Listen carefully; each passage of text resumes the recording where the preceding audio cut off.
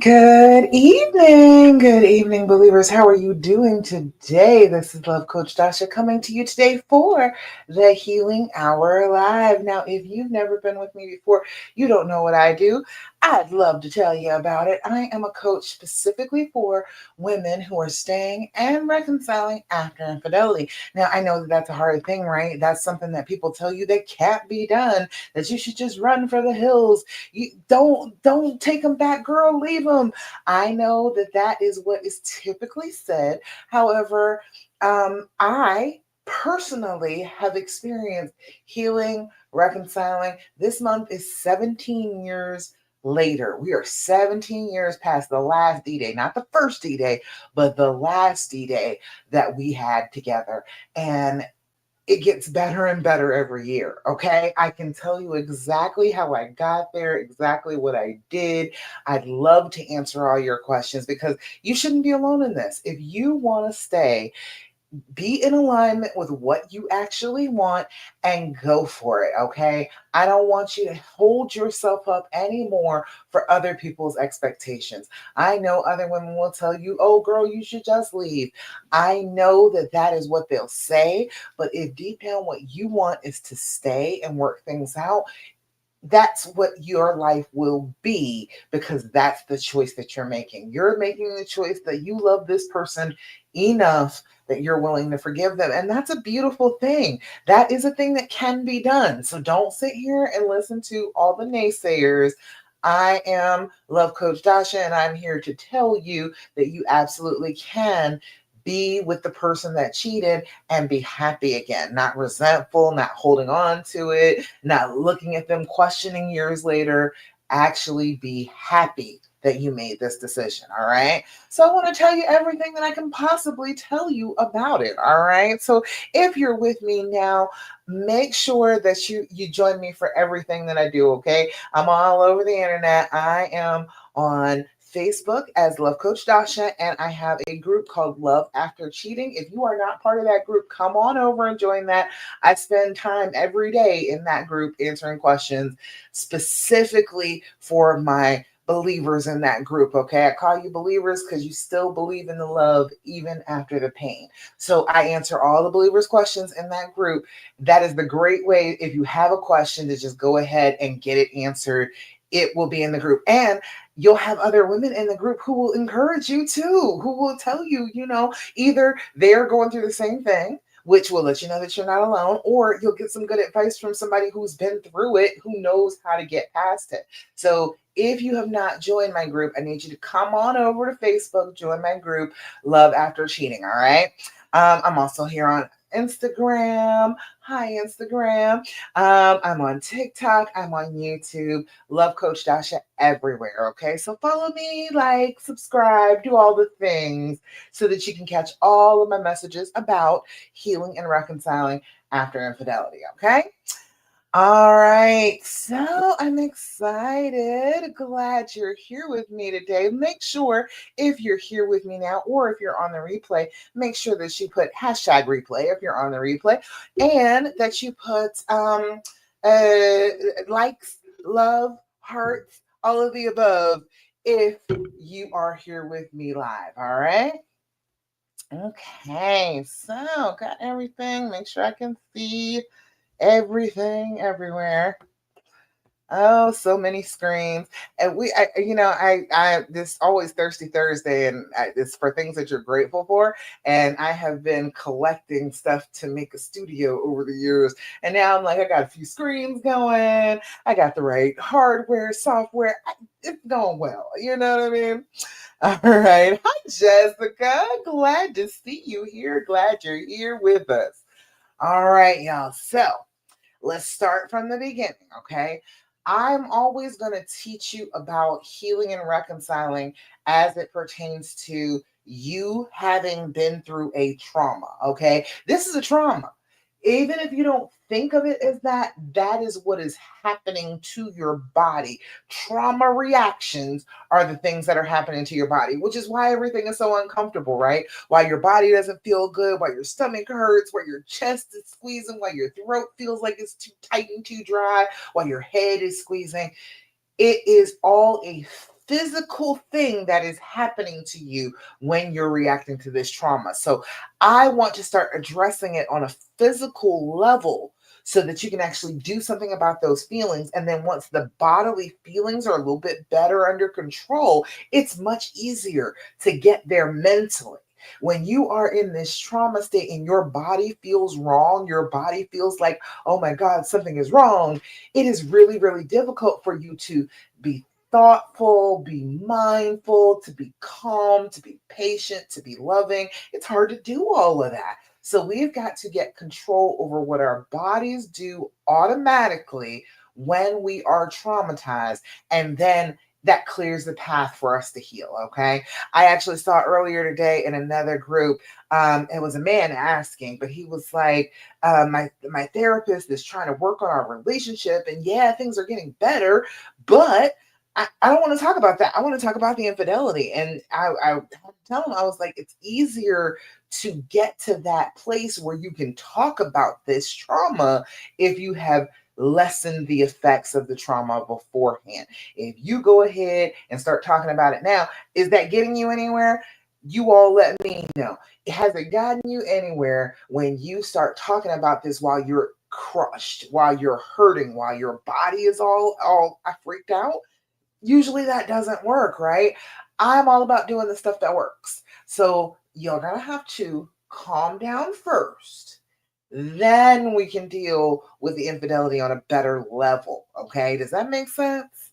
We got to start with what our bodies are doing. We can't really even deal with his part of it till we've gotten to the point where we can actually hear and listen and communicate properly. Okay. So the first thing that I'm always going to tell you every time we get together, I need you to do your deep breathing. Have you been doing your deep breathing? If you have not, you are doing yourself a disservice. It is imperative that you do your deep breathing. Why? Because when you have been traumatized, your body automatically goes into a fight or flight state. In that state, your blood flow changes around in your body. And while it's doing that, you have to have more shallow breaths. They're not as deep, they're quicker. They come like you're sipping the air back to back to back. All right. But you're not exhaling when you're doing that. All right. That raising that carbon dioxide in your blood lets your body know, oh, something's wrong. We need to get ready. And then as you are sipping in all of that oxygen, your blood is getting shifted around your body to either let you be able to fight or let you be able to run by transferring that blood to those big muscle groups in your arms and your legs. When we deep breathe, we tell our body, wait, hold on. We don't need to do that. That is unnecessary right now. I am not fighting anybody. I do not feel the need to flee right now. I am safe. It is okay. And when you do this deep breathing, you show your body, not just telling it, not just trying to think it through. You show your body specifically that you can calm down, that you are not in any danger, and your body starts to believe you when you act like you're not in danger. Okay. So that's why it's so important to do our deep breathing. We've got to be doing this on a regular basis, 5 times a day. Okay. I need you to promise me that. If you're here with me right now, promise me, especially if you're new here. I've got a whole bunch of new people in the group this week. If you're new here, promise me to try this week. Just for this week, 5 times a day. I promise you it's going to start to make you feel better, clearer, make you feel like you're making better decisions, make you feel like you're not losing your mind so much. Okay. We're actually feeding ourselves some oxygen. Our brains are starving for the oxygen. Give it the oxygen. Okay. All right. So we're going to do deep breathing. And what we do is 4-7-8 breathing. Now you can pick whatever pattern you would like. I don't care as long as you do it. Okay. But we do 4-7-8 breathing because that's just the pattern that I like. 4-7-8 is first blowing out. And make the noise when you blow out. This is just the exhale part, just the blowing off that excess carbon dioxide in your blood actually starts to help all by itself. So do that first, make the noise, that whooshing noise with your mouth. Then you're going to inhale for the count of 4. You're going to hold that breath for a count of 7. And then you're going to blow out like you're blowing out an entire cake full of candles for a count of 8. Okay. And we're going to do this 3 times back to back just because of time. But I want you to do this 5 times, 5 times a day. I see you over there, Brittany, on Facebook. Hey, girl. All right. So we're going to do our deep breathing now. First thing we're going to do is blow out. Inhale through your nose. 2, 3, 4. Hold it. 2, 3, 4, 5, 6, 7. Blow out. 2, 3, 4, 5, 6, 7, 8. Again. Inhale. 2, 3, 4. Hold it. 2, 3, 4, 5, 6, 7. Blow out. 2, 3, 4, 5, 6, 7, 8. Last time. Inhale. 2, 3, 4. Hold it. 2, 3, 4, 5, 6, 7. Blow out. 2, 3, 4, 5, 6, 7, and 8. Beautiful. How do you feel when you do your deep breathing with me? How does it feel now? It should feel different inside your body. This is a physical thing that is happening to you. We can do something about it physically to make you start feeling better. It should feel a little bit better. You should feel a little bit more relaxed. Bring those shoulders down some. That less whooshing going on in your ears makes you feel a little bit more clear. You're able to communicate better because your brain has oxygen now. It had good, fresh oxygen pumped right straight to it. Okay? Your body will react to this if you do it. If you do it consistently, you will see major changes in the way that you behave, the way that you react to things, the fact that the trauma will be weighing on you. It will get better as you are doing your deep breathing. Okay? Do your deep breathing. Okay? I can't make it any more clear than that. Do your deep breathing. All right. All right. The next thing that we're always going to talk about every time we get together, I need you to do your journaling. Okay? I need you to sit down for 5 minutes in the morning, 5 minutes in the evening, okay? That along with your deep breathing, I'm talking about maybe like a half hour of activity a day. I'm not asking you for a whole bunch. I'm not asking you to sit and write an entire journal, an entire book. I'm not asking for that. I am asking for you to spend 5 minutes with yourself on yourself. Okay? That's it. That's all I'm asking you for. I'm not asking you to sit there and do it all, but 5 minutes of self care, just sitting down, thinking about how you're feeling, pouring it out onto the page is super helpful for dealing with and regulating these emotions. Okay? You're going to calm down because it's poured out of you onto paper, and your brain will look at that and say, oh, it was important enough that she wrote it down. It's in the special book. She's going to remember this. I don't have to keep on saying this over and over and over again in her head. And that's how you get the thoughts to calm the hell down. Okay. So we need to be doing our journaling. Doesn't matter what you use. Look at this. This is itty bitty. This is fitting your pocket. This is great if you're on the go a lot of the time. If you're in the car a lot, you can throw this in the pocket of your purse, write for 5 minutes. One page should probably take up about 5 minutes, and get your thoughts out, and you will have a special book that is all about you. This one came from the Dollar Tree. It's got stickers, but on the inside, just plain paper. That's it. And then this one came from Five Below. This one's fuzzy and has sequins. All right. It doesn't matter what you use as long as you're using it. That's the important part. Sitting down 5 minutes in the morning, 5 minutes in the evening. Now, when you journal, you need to put your date, your time, your level of anxiety. Date and time is so you can go back and you can figure out patterns. You will know when things are about to trigger you because it triggered you before and it triggered you that last time. So I can anticipate that this time, this date, it will probably trigger me again. It is a valuable resource to have.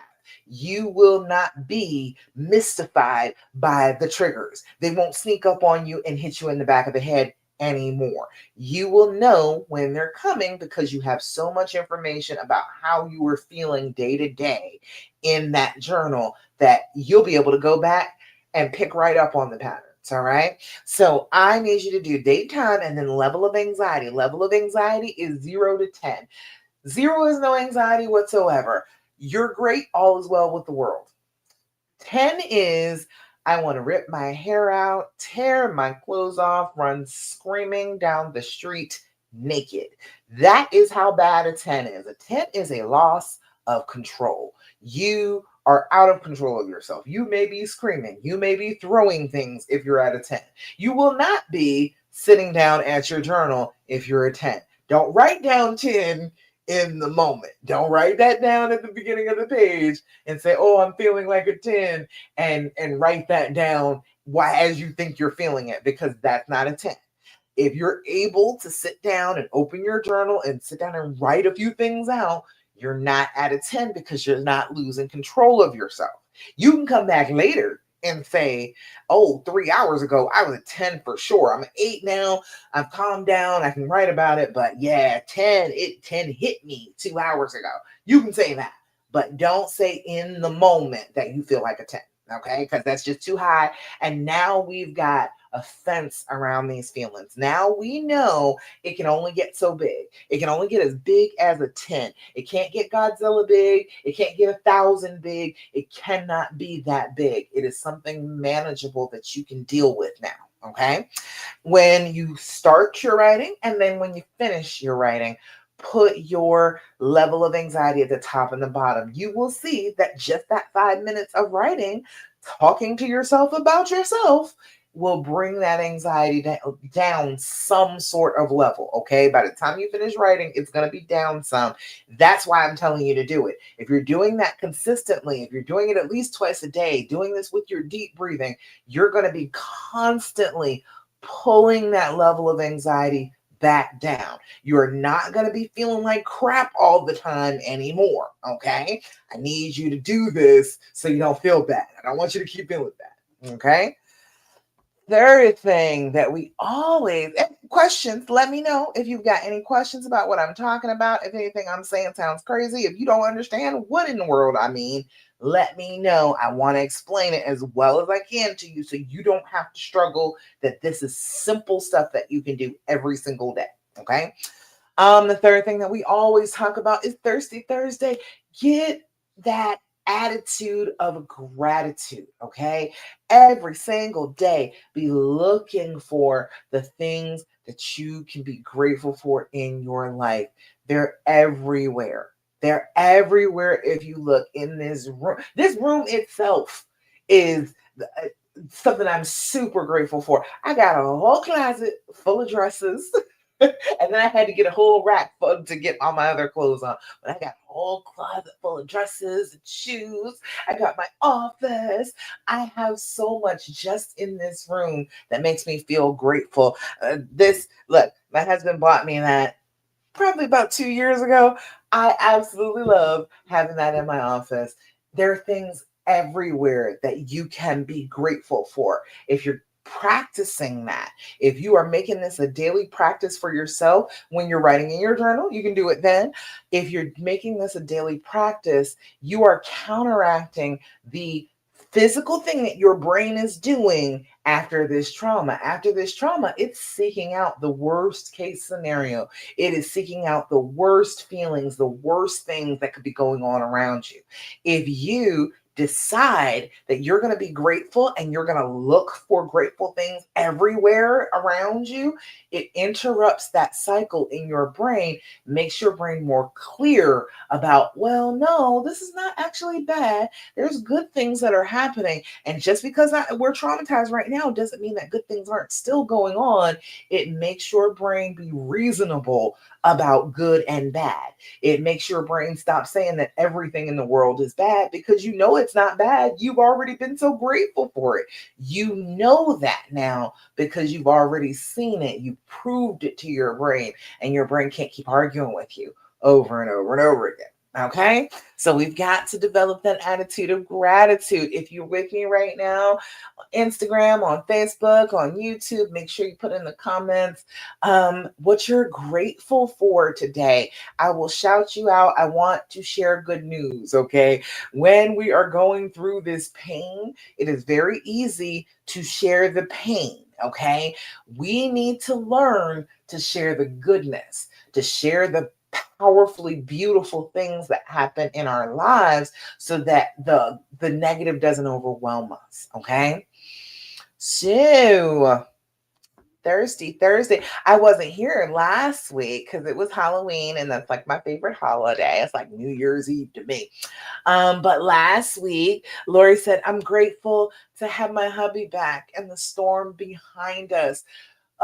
Girl, there's nothing like being able to turn the page on this chapter and get to your brand new adventures, right? He is there, he is participating, things are going well between the two of you. And you did that, Lori. You did that almost all by yourself. You remember when he wasn't helping? You remember when he wasn't there? And now it's a completely different world because you led him out of the woods. You decided that you were not going to be continuing to be lost in the woods forever. And you took that step. You followed with what I was telling you to do like a champ. And now it's a whole new world. So I'm so happy for you, Lori. I'm happy that you got him right here. And now we're dried off. We're in the sunshine. It's going well. I love that for you. All right. So exciting. Let's see what else for this Thursday. I know that Angela said we attended our 5-year-old granddaughter's soccer game and really enjoyed watching her score 6 goals. Okay. And the joy we could see on her face when she scored. I know, right? Before D-Day, I attended sports events alone because he didn't like going. Now he does, and we love watching our grands play. Look at that. Look how different the world can be. This is like a year later. You all moved about a year ago, right? Now you're in a whole different place. Now you are doing things together that you weren't even doing before. It's better than it was before the cheating. That's a beautiful thing. You did great getting yourself there. And again, that was you. That was you. You followed directions. Angela's one of our moderators. She's the admin in here. And she followed. She was like, I am with it. I am going to fix this. I am not going to live like this forever. And that is exactly what she did. She made it happen so that now it's better than it even was before the cheating. It can be like that, okay? It does not have to be rotten forever. I promise. This is a very short amount of time. It is amazing to me that it's 17 years later for me. It is like super amazing that we came that far in this amount of time, because it gets exponentially better every year. We learn what to work on. We've got our own issues. He has bipolar disorder. I am figuring out I got ADHD, might be on autism spectrum.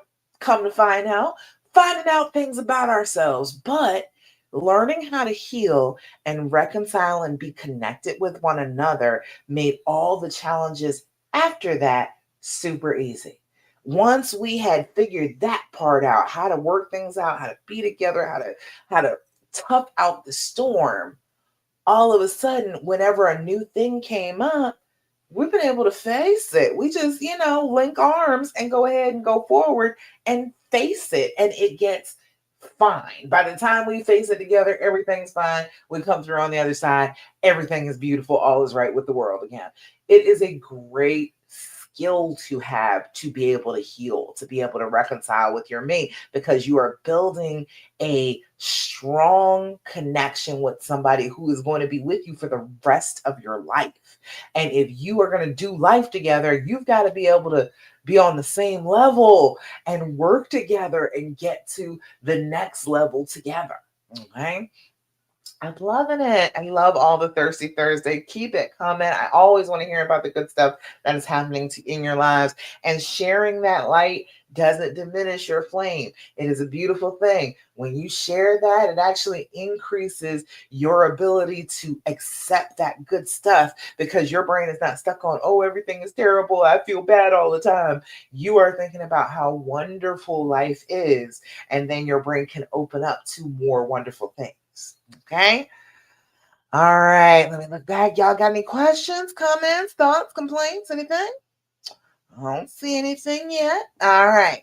So the last thing that I'm always going to tell you every time we get together is that I want you to stop asking all those questions. Okay. You know what I'm talking about, don't you? You know the questions that I'm talking about, don't you? The questions you are dying to ask.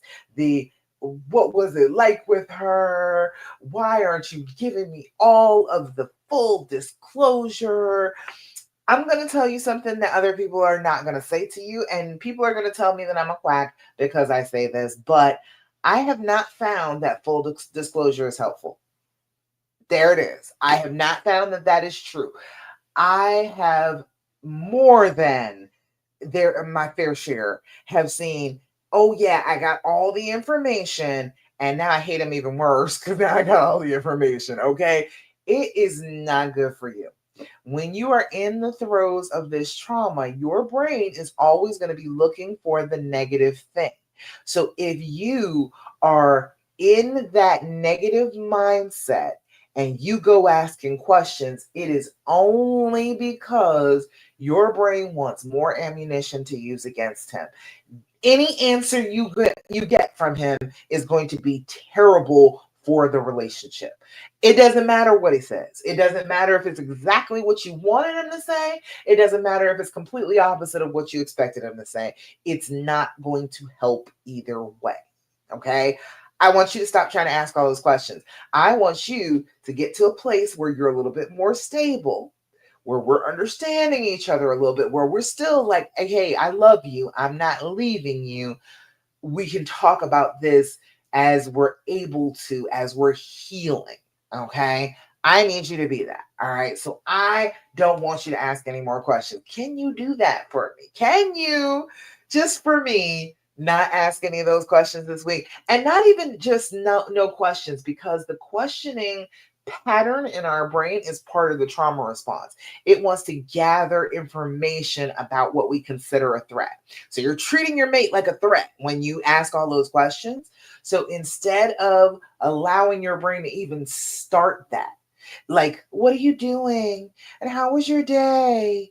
And what do you want to do with me tonight? And what do you want to eat for dinner? If you start asking questions, your brain is going to reach around and start asking those negative questions. You're not going to be able to help it, okay? If you notice that you started asking a question, well, how was your day? And then you ask another question, well, stop yourself there. Stop asking all questions all the way around, because it's going to bring your brain back around to asking those negative questions. So instead of doing that, try not to ask any questions at all. Can you do that? You think you can do that? None at all. Not how was your day? I hope you had a fabulous day. What are you doing tonight? What are we doing tonight? I would love for us to watch some Netflix and eat dinner in bed tonight. Okay? Don't ask a question, make a statement. When you do that, you are interrupting your brain's protocol, the loop that it's in for asking all those questions to treat this person like a threat. You're interrupting it and telling your brain that that's not what you want it to do. And so it will stop. If you keep doing it, if you're consistent with it, your brain will stop doing it. So all that being said, don't ask any questions if you can possibly do it, but sometimes it is very difficult not to, because it is such a trauma response in your brain. It's difficult to stop it. Okay. So your brain will kind of itch for it. And I don't want your brain to itch. Okay? So instead of those questions, you can ask these questions. Okay. This is the and. If you can see it good in the picture there, the and, THEAND. It is on Amazon. If you put in the and in the search bar, it'll give you the store. And it is 199 questions that are about healing and not about the affair. Okay, there are some that can bring to mind the affair, but try real hard not to make it a connection to the affair. When you do this, you're asking questions and it'll scratch that itch in your brain, but it's not giving you anything that is destructive. It's not giving you answers that tear you down. It's giving you answers that build up the relationship instead. Okay, that makes sense? I'm gonna give you a couple of these. Jessica, you said this year for Christmas we are sharing love letters. Oh, I feel like that's the best idea ever. I know that is right. Look, make each other Christmas cards. Go ahead and make yourself make some little cards with ornaments and Christmas trees on them. Oh, that's so sweet. I love that. That's something to be grateful for, right? You said thankful for that new way of appreciation. I know that's right, girl. It is good to get it in writing. I have notes everywhere from my husband. My husband is real good about leaving me a note. He knows that I like good notes and I like words and I'm words of affirmation. I'm a gift girl. So it's like a gift and it's words of affirmation at the same time. Ooh, I love it. So everywhere in my jewelry box, in my purse, like all around me almost all the time, there's some little love letter that I can reach out and grab that he has written to me. It's so good. Okay. It's so good. Oh, that's another thing I'm grateful for then. All righty. So fantastic. I love it. All right. So I'll give you a few of these questions from the Healing Edition deck. Now, you don't need a whole bunch of these questions. If you get this game, do not sit there and try and make him play this for 2 hours, okay? If you ask the questions back and forth, maybe 3 questions is a good hour conversation, okay? You do not need a whole bunch of them. You don't need to sit there and do this all night long to actually feel some connection, okay? So this one says, what's possible for us that neither of us imagined? Ooh, I like that one. Look at that. We're together, we're brainstorming together, we're thinking about good things that are happening that we didn't even think could possibly happen. But look at this, because we're together, it can happen. What's possible for us that neither of us imagined? I like that one. That's a good one. All right. Then we'll get another one. This one says, in what ways do you believe in me? Isn't that better than what ways did you have sex with her? Wouldn't you rather know this answer than that answer? In what ways do you believe in me? That's way better than the questions you want to ask. I'm trying to tell you that one was way better than any of the ones you want to ask him right now, okay? And one more. What continues to connect us? What continues to connect us? I like that one. That's a good one too. It is better questions. If you're dying to ask a question, if you just got to ask a question, at least ensure that it's a good question. At least ensure that it's not a question that's going to devastate you and cause you more pain and anguish. Okay. Let's go for questions that are more healing to ask than hurting. All right. Makes sense? You with me on that? All right, team. Everybody that's with me now, I got questions, but you all put questions in the comments for me. Whatever you'd like me to answer about healing, reconciling, getting past this, getting to a better place together. I am all for it. I will answer all the questions that come. All right. I know that Karen, oh, let me say, this was a good Thirsty Thursday one. Karen said, it's been 2 years since D-Day. I have come a long way since then. There is hope. Do not give up if you choose to stay. Remember, you're not alone. The support in this group was a blessing. I know that's right, Karen. That makes me grateful right there, too. It's beautiful. But I am grateful to make this place for you. This was the result of being a relationship coach for a long time. I was ordained and I could do premarital counseling and stuff like that. But I kept coming across The problem is he cheated on me and I never quite got over it. So it was so many women that I was working with that had been cheated on, had stayed. And I was like, hell, I've been cheated on and I've stayed. Why are we hiding this? Why are we acting like we're ashamed of this? There's nothing wrong with staying with who you want to be with, not coerced into staying, not financially trapped into staying. Who you choose to spend your life with is your business. All right. We shouldn't make ourselves feel bad over exactly what we want to do. If you are in alignment with what your heart desires, that is the best place to be. Don't get out of alignment with yourself just because other people tell you that you're not supposed to want to be with this person anymore. That's not their business. They don't have any reason to tell you that. And most of the people that are like, girl, I've done it before, you shouldn't stay with him, the only reason they're saying that is because it didn't work out. They did not have the support. They didn't come to me. They didn't have this group. They did not have the support to be able to get them from hurting to healing. They just didn't have that. And so they think that it's impossible because they couldn't do it. Okay, that's one of my pet peeves right there. People thinking that can't do something because they couldn't do it. No. Okay, that's not how this works. I can do it because I choose to do it. If you can't do it, then that's on you. That is your choice. That is your path. I am telling you that I am making the choice that I can do it. And I made that choice. It's like 17 years ago. I made that choice that I was going to get through this. We are going to be all right. He is going to do right. We are going to be okay. And that's exactly what I got. I put myself into alignment with what I wanted. I put myself on the path, headed in the right direction, and didn't turn around. And I was right.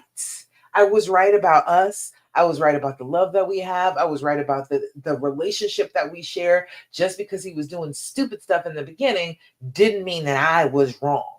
And that's what I want you to know. That's what I want you to go forth knowing after talking to me tonight. I want you to know that I think you're right. If this is the person that you love and you're willing to forgive them of something so atrocious, so big, if you're willing to do that, I don't think you're wrong about that.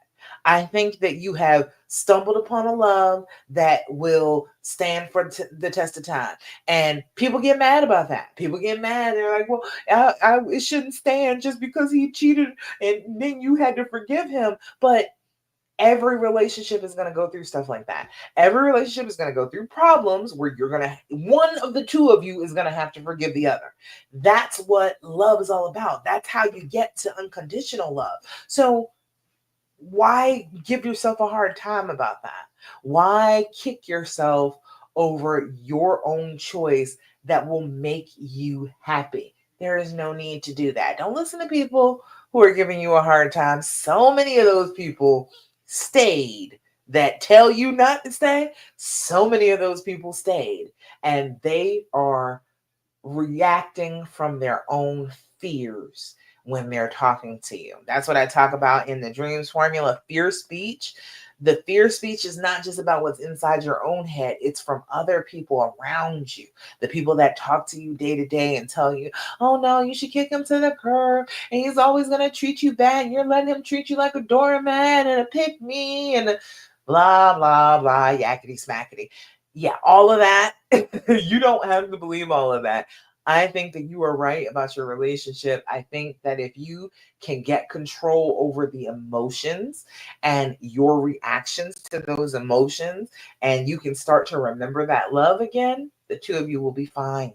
You'll be in love. You'll be happy. All right. So many people that Karen put it up here saying how far she's come. Lori, Angela, all of them, just in this little bit of time we've been talking, all said that it's a whole new world just because they put in some effort. All right.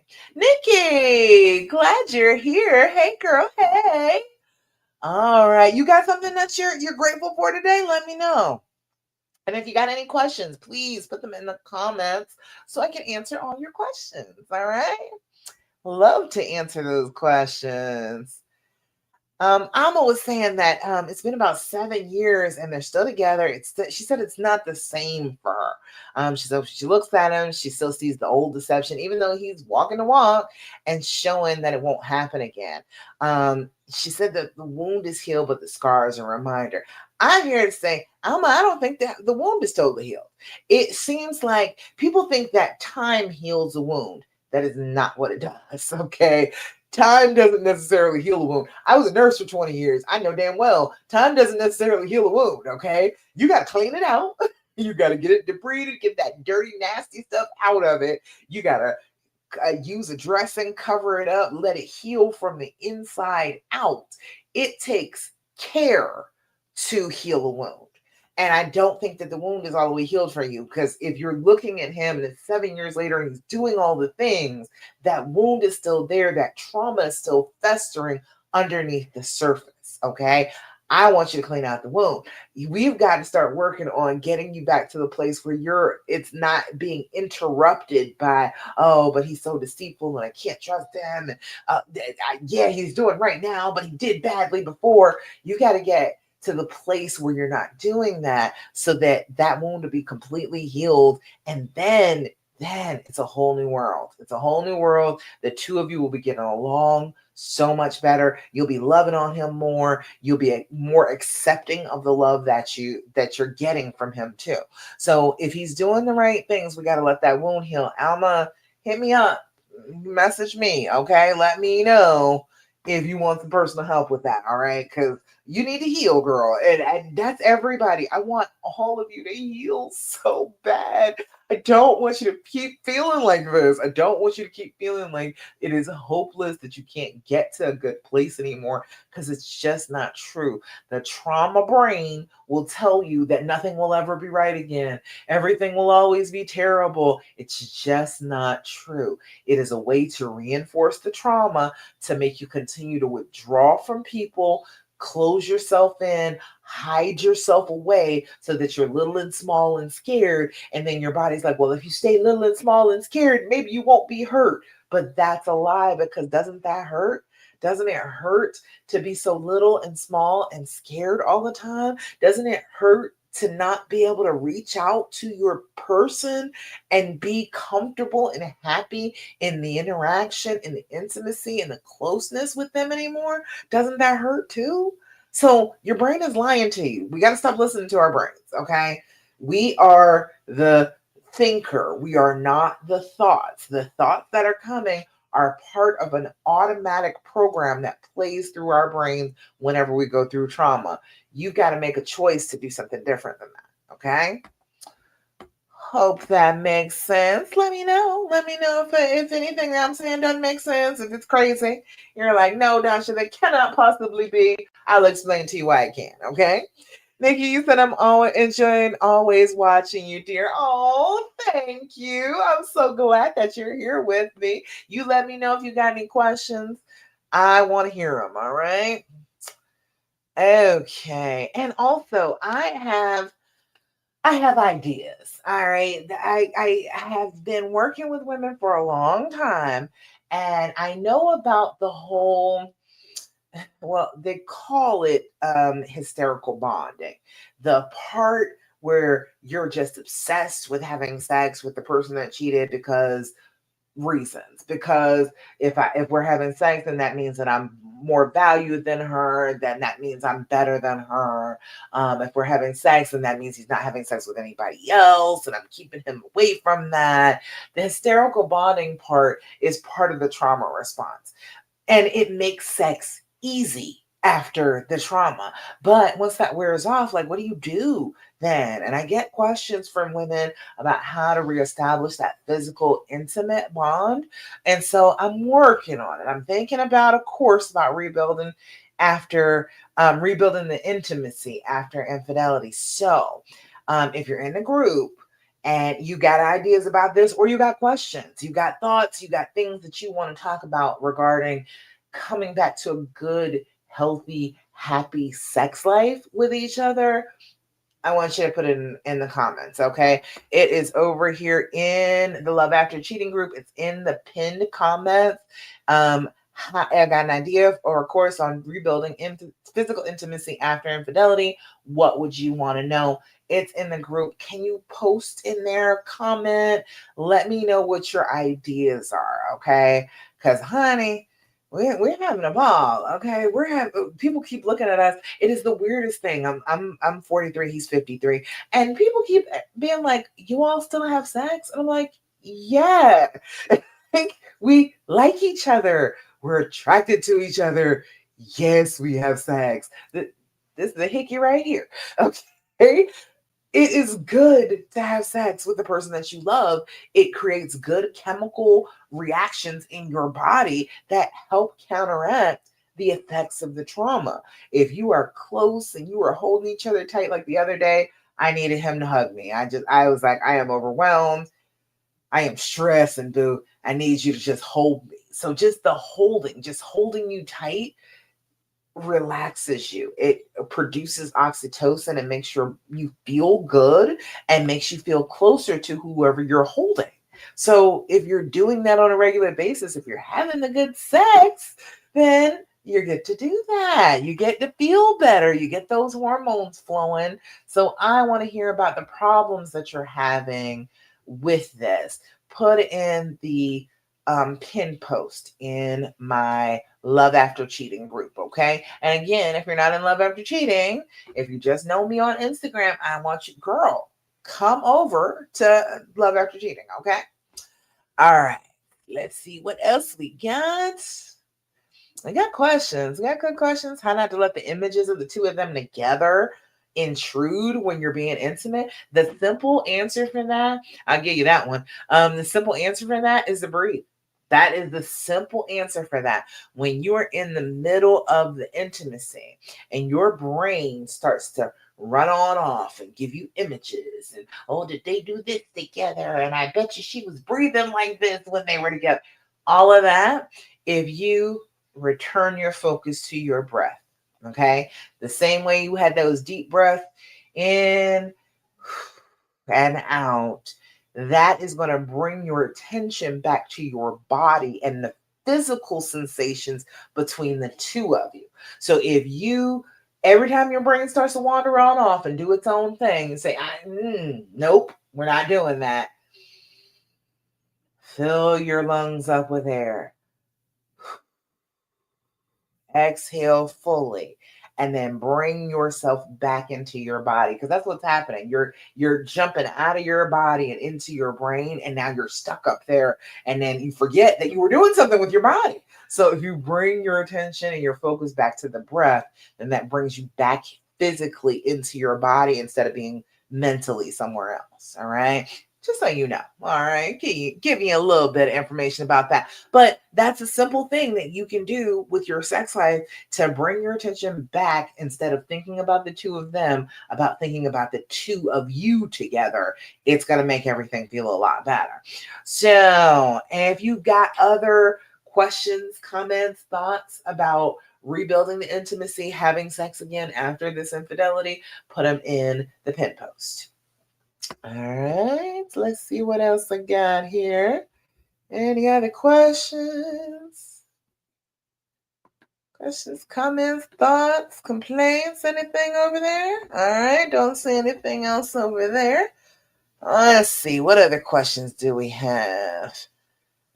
Oh, this was a good one from the group. She said, is it normal for them to act like things are normal? Is it normal for them to act like nothing happened? And absolutely it is.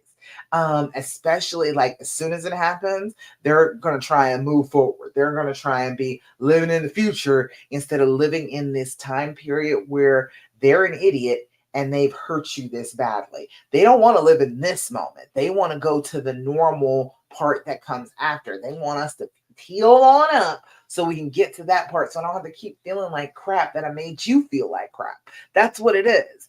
It is trying really hard not to sit in those negative, difficult emotions. And while it's annoying that they do that, it is not necessarily a bad thing that they go back to trying to act normal, because that will give you a guide on how to act normal again. I know that when they act normal, sometimes it drives you nuts. But if you can consistently remember, hey, he is trying to live in the future that I want to live in.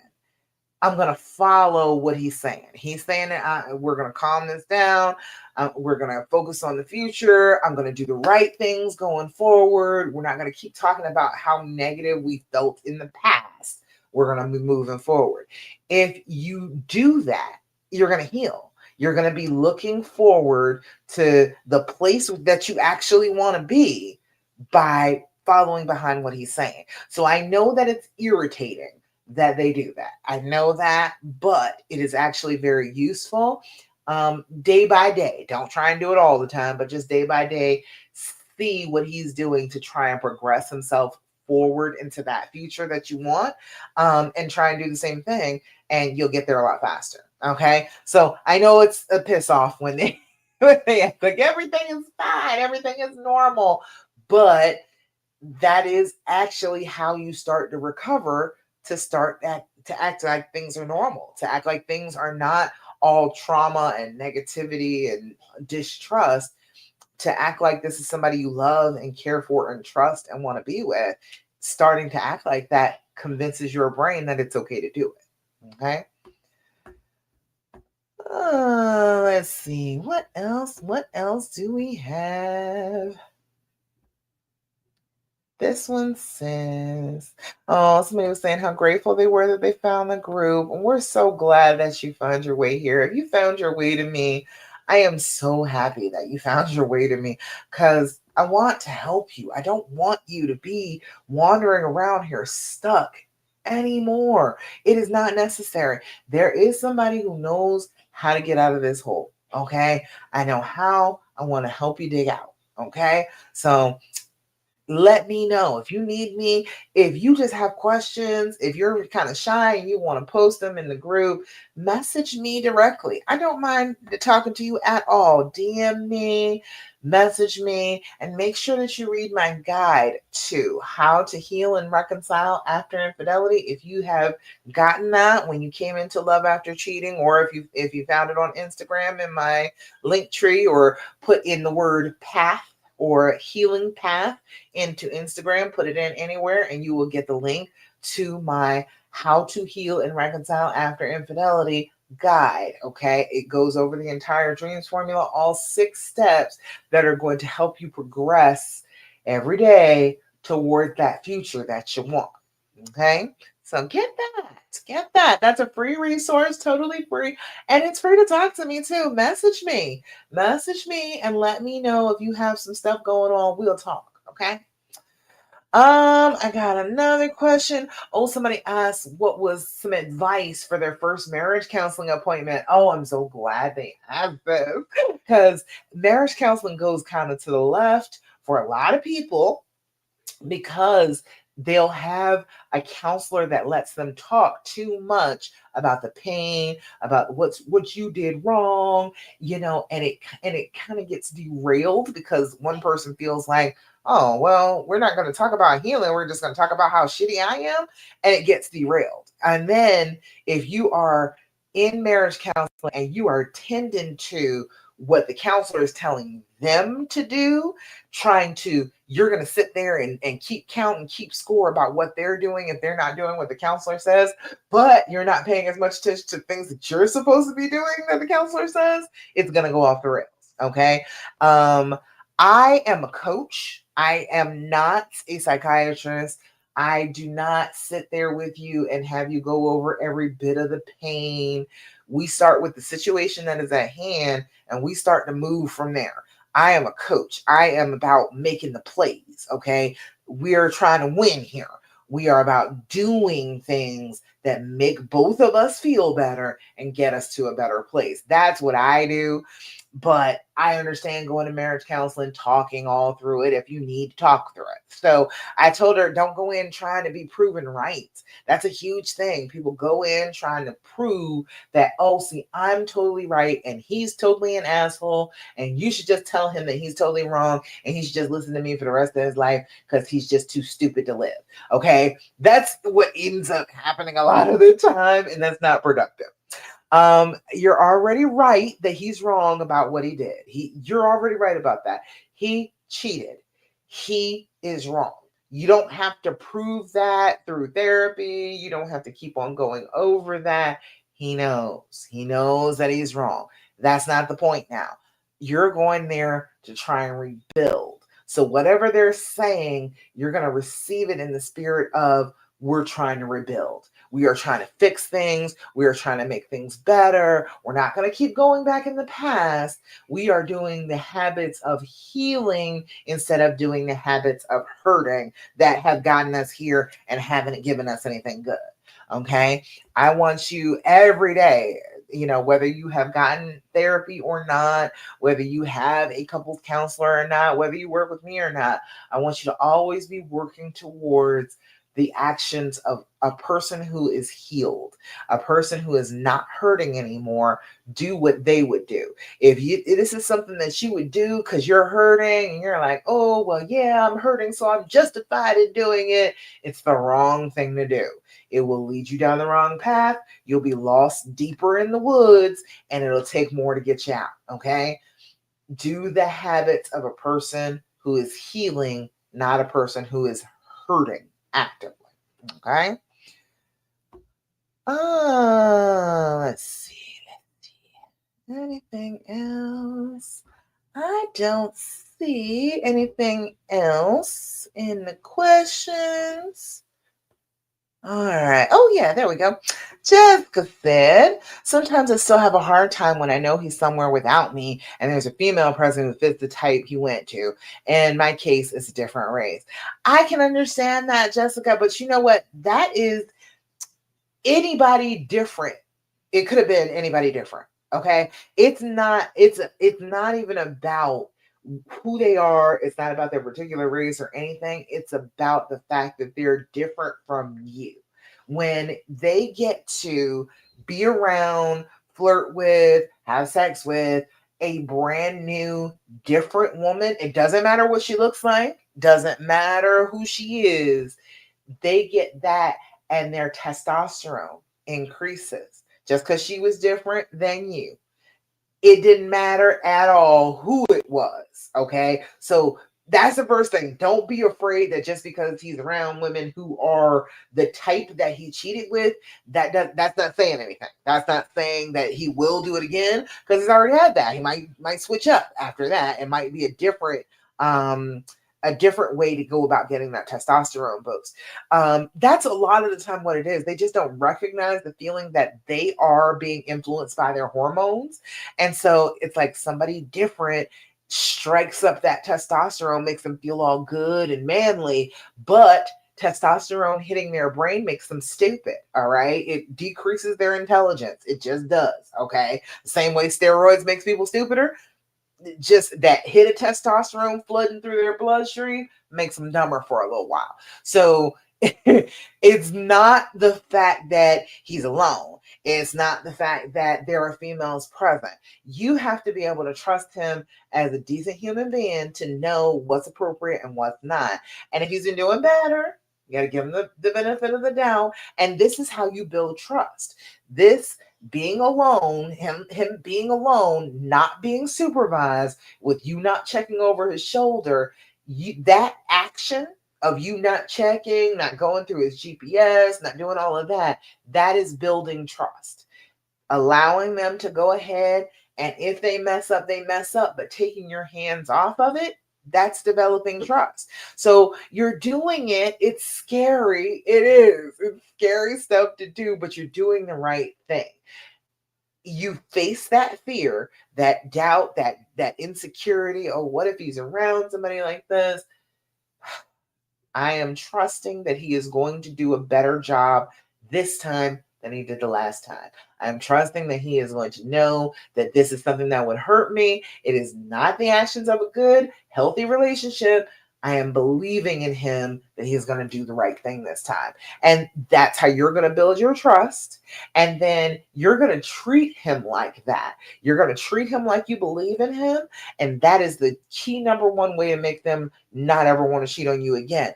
It's not giving them a hard time about it. Okay. It's not making them suffer. It's not holding them accountable.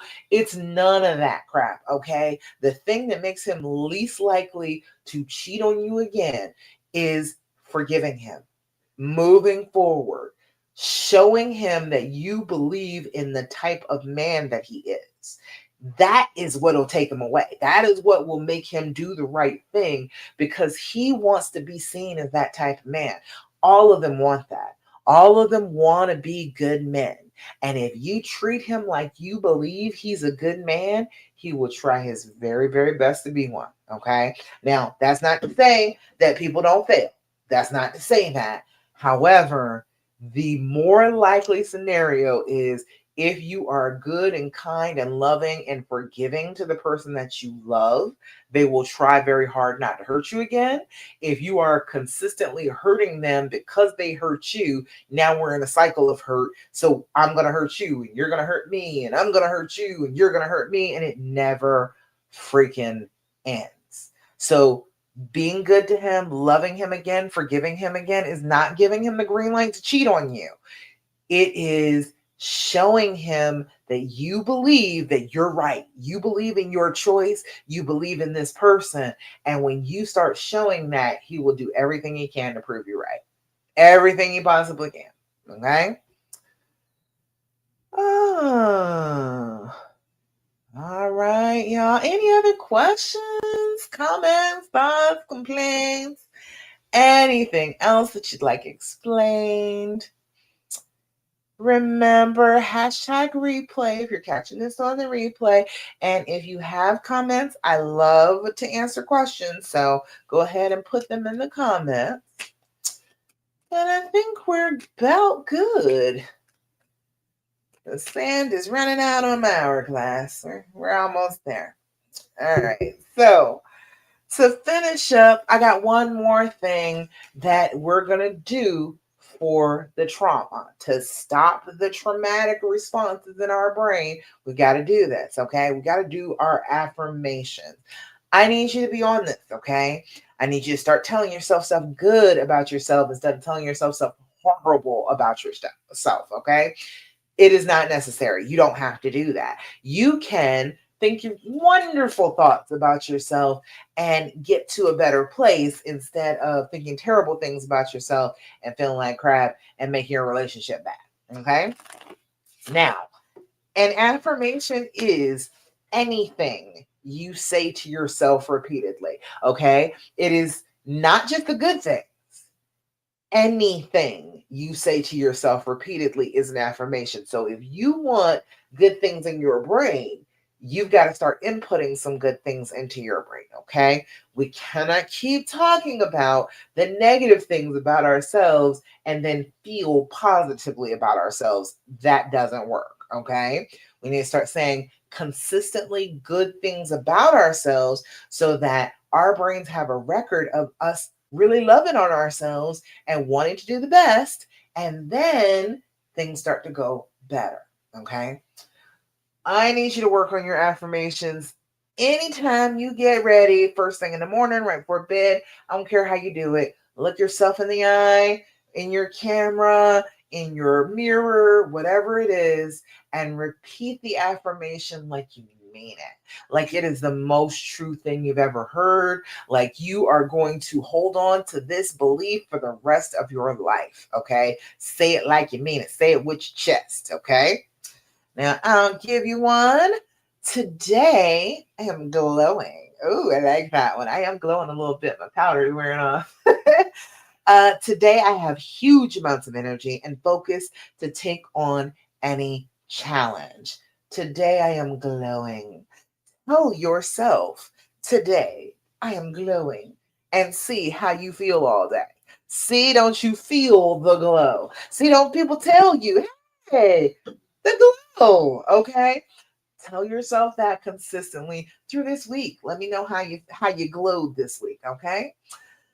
All right, y'all. I think that's about it. Thank you so much for joining me for the Healing Hour Live. I will be back again next week, 9 p.m. Eastern Standard Time. I want you to make sure that you get my guide, How to Heal and Reconcile After Infidelity.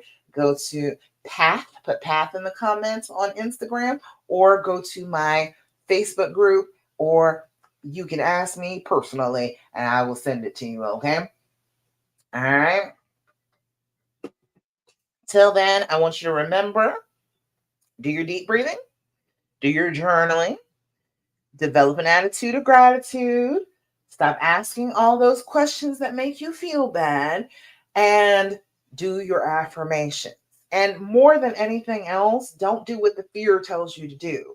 Do the habits of healing and not the habits of hurting. Okay? All right, y'all, that's it. Thanks so much for joining me. I love you so much. And I'm so, so proud of you. And I will see you again next week, 9 p.m. Eastern Standard Time for the Healing Hour Live. Bye. Bye, Instagram.